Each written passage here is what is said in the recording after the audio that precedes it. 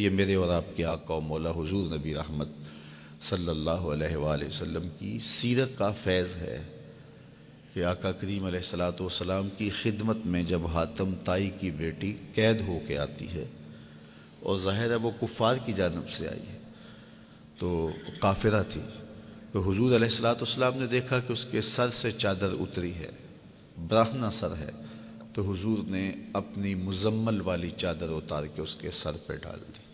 تو کسی نے کہا یہ کافرہ ہے، فرمایا بیٹی تو ہے۔ تو یہ حضور علیہ الصلوۃ والسلام کا طریقہ ہے۔ تو یہ انداز محبت، مخلوق خدا کے ساتھ شفقت، بلکہ بزرگ ایک بات فرمایا کرتے تھے کہ اگر تم چاہتے ہو کہ اللہ کے رسول تم سے پیار کریں تو رسول کریم کی امت سے پیار کیا کرو۔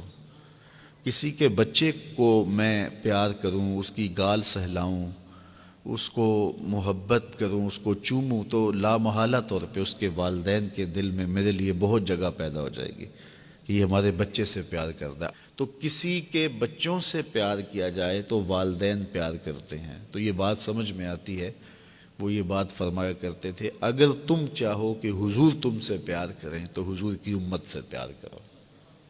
تو دوسری بات یہ فرمایا کرتے تھے کہ حضور کی امت سے پیار کا بہترین روپ یہ ہے کہ حضور کی امت کو جہنم کی آگ سے بچا لیا جائے۔ اور جہنم کی آگ سے امت کیسے بچے گی؟ ان کے عقائد اچھے ہوں، ان کے عمل ستھرے ہوں، وہ اخلاقی اقدار کے حامل ہوں، وہ سوچوں کی پاکیزگی سے مالا مال ہوں، وہ اپنے ہمسایوں کے ساتھ اچھا سلوک کرنے والے ہوں، وہ دوستیوں کے حق کو جانتے ہوں، وہ ہمسائیگیوں کے حقوق اور رشتہ داریوں کے حقوق کو جانتے ہوں۔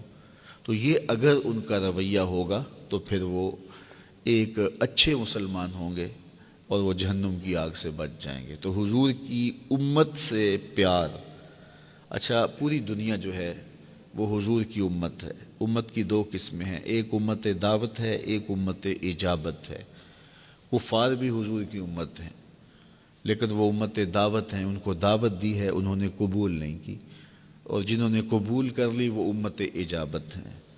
تو امت دعوت سے ہمدردی یہ ہے کہ وہ ایمان لے آئیں، اپنے رویے اتنے خوبصورت ان کے لیے رکھے جائیں۔ کچھ اسپیشل کیس ہوتے ہیں وہ الگ بات ہے، لیکن جو عمومی لوگ ہوتے ہیں ان کے لیے رویے آپ کے اتنے اچھے ہوں کہ وہ آپ سے متاثر ہو کر کے اسلام میں داخل ہو جائیں۔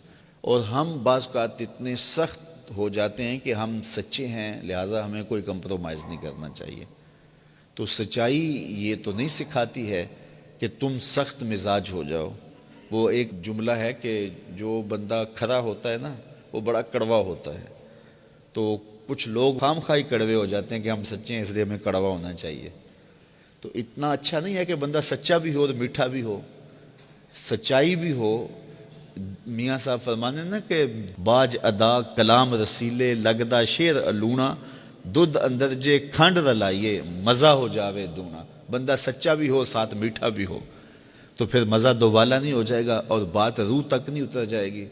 ادعو الی سبیل ربک بالحکمت والموعظۃ الحسنہ، کہ اللہ کی طرف بلاؤ حکمت کے ساتھ اور اچھی واز کے ساتھ، اچھی تلقین کے ساتھ لوگوں کو بلاؤ۔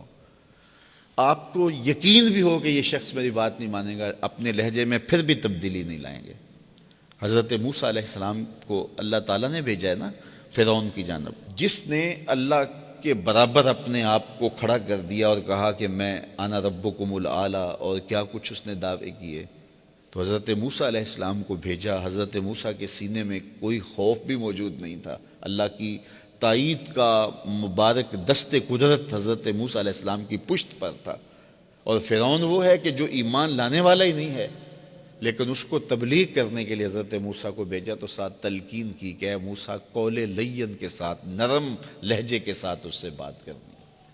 یعنی فرعون ہو اور اس کی واپسی کا امکان بھی نہیں اللہ کے علم میں ہے، اور جو تبلیغ اور نصیحت کرنے جا رہا ہے اس کی پشت انور پہ اللہ کی تائید کا ہاتھ ہے، دست قدرت ہے، لیکن اس کو بھی کہا گیا اس بات پر بھی کہا گیا کہ قول لین سے، چونکہ قیامت تک آنے والے لوگوں کے لیے اس چیز نے مثال بننا ہے، تو جو لہجہ تبلیغ کا ہے، تکلم کا ہے، گفتگو کا ہے، تو وہ انتہائی شائستہ اور دل نواز ہونا چاہیے۔